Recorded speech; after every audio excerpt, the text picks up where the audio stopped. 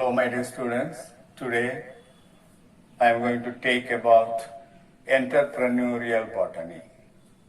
Entrepreneurial botany is the study of creating new business and the progress of new business by using plant resources.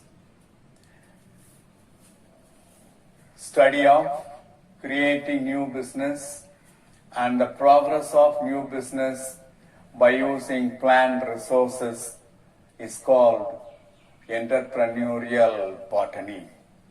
Entrepreneur is someone who has an idea and who works to create a product or service that people will buy by building an organization to support the sales. That is entrepreneur. Entrepreneurship is a popular topic which focuses on developing new ideas to create new ventures among young people like higher secondary students, like 10th standard students who will create creativeness among this topic about it, which focus on developing new ideas. Converting botanical knowledge into a business idea that can be put into practice for earning profitably. For example, mushroom cultivation. Nowadays, the mushroom cultivation is one of the profitable business. In the mushroom cultivation, Agaricus bisporus, Agaricus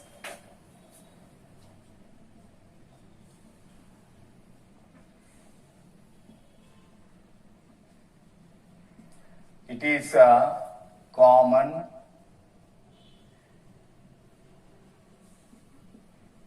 cultivated and edible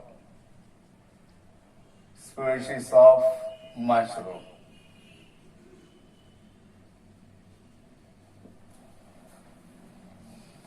By cultivating Agaricus bisporus in large scale, one can get a profit, large scale profit.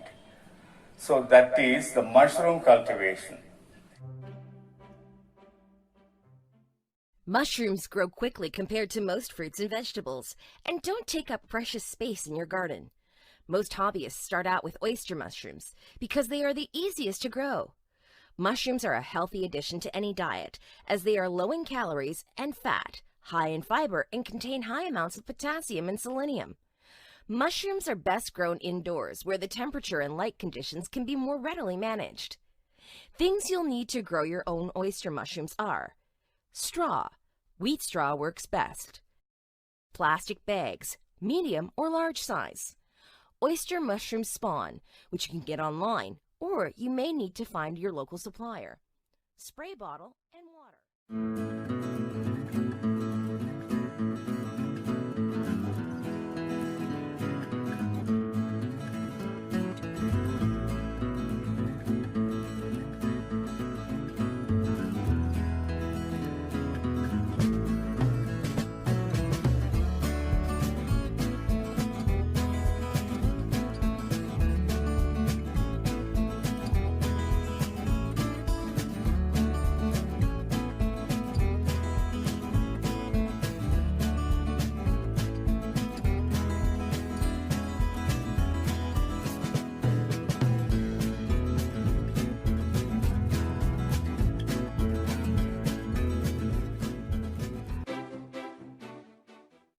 Single cell production. Already we have studied in the tissue culture, in the biotechnology, we have studied in detail about single cell protein. Some of the organism, unicellular organism like algae, fungi, bacteria, unicellular algae, unicellular fungi, unicellular bacteria produce more amount of protein in the single cell. Say for example 70% in the cell. That in order to get the protein content that is exploited and that is used for commercial purpose. That is the single cell production. For example, in the case of spirulina, in chlorella, these two are the main organisms which are considered as the single cell protein producing organism. So more protein content we get, not only protein content, more amount of amino acids, more nutrients, substances are present, more enzymes are present, more healthy substances are present, and that is the spirulina. Spirulina is prescribed by doctors for diabetic patients because that contain gamma linolenic acid, which will reduce the cholesterol and also sugar in sugar patient. Single cell protein. The tremendous increase in world population has led to a shortage of food supplies. About 1/4 of world human population is suffering from hunger and malnutrition. The conventional agricultural produce of cereals, grains, vegetables and fruits are not able to cater the demand of food and resources. Therefore, alternative methods of raising food items have to be evolved. One such method is single-cell protein. Single-cell proteins are the dried cells of protein-rich microorganisms which are used as protein supplement in human foods or animal feeds. For example, the blue-green algae spirulina and most common fungi mushroom. Spirulina is not only rich in proteins but also contains sufficient amounts of fats, carbohydrates, minerals and vitamins. It is grown in starch-rich wastewater from potato processing plants, straw, molasses, animal manure and sewage. This also reduces environmental pollution. The most common source of single-cell protein is single-celled yeasts like Candida utilis and filamentous fungi like Fusarium graminearum. A number of edible fungi like mushrooms are also consumed as food by people. Single-cell proteins are rich in protein and low in fat content, which is a desirable feature of human food. Almost 40 to 55% single-cell protein body mass is made up of proteins. Some bacteria like Methylophilus, Methylotrophis has 80% protein content. Next, seaweed liquid fertilizer. By collecting the brown algae from the seed, from that liquid fertilizers are prepared. That is also one of the profitable business. Organic farming. Organic farming already we have seen, it is an alternative agricultural system in which crops are cultivated in natural ways by using biological inputs to maintain soil fertility and ecological balance in order to minimizing pollution and waste. So in the profitable way, you can produce organic farming. You can develop organic farming.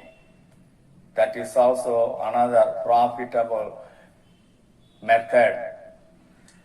Next, terrarium. What is terrarium? Terrarium is a method of growing different types of plants in a glass container. It is just like that of an aquarium. In the aquarium, many fishes, many aquatic animals are growing. But in the terrarium, in the glass container, only plant species are growing. Growing plants in glass container with soil is called terrarium. It looks like a miniature garden or miniature forest. So that is terrarium.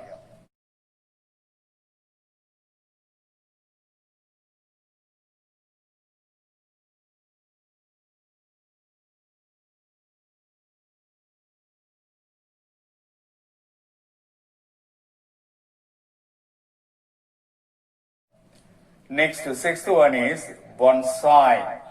Bonsai, it is the method of growing ornamental tree or ornamental shrub in pot. In a small pot, if you grow very tall plant as a miniature copy, as a miniature plant, that is called bonsai. குட்டையாக வளரச் செய்யப்படும் தாவரம். பெரிய பிளான்ட்டை சின்ன பாட்டில் வச்சு வளர்த்து அதிலிருந்து ஃப்ரூட்ஸை produce பண்ண வைக்கக்கூடிய மெத்தட், அட்ராக்டிவ் ஃப்ளவர்ஸை ப்ரொடியூஸ் பண்ணக்கூடிய method, that is bonsai.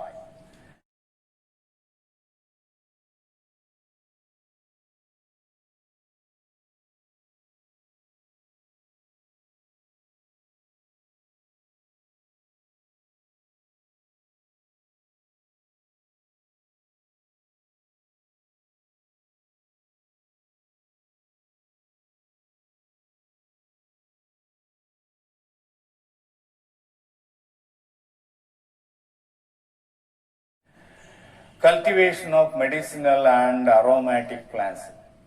Nowadays, the cultivation of medicinal plants, cultivation of aromatic plants for perfumes, it is the most profitable business. So these are all considered in the entrepreneurial botany. That's all about entrepreneurial botany.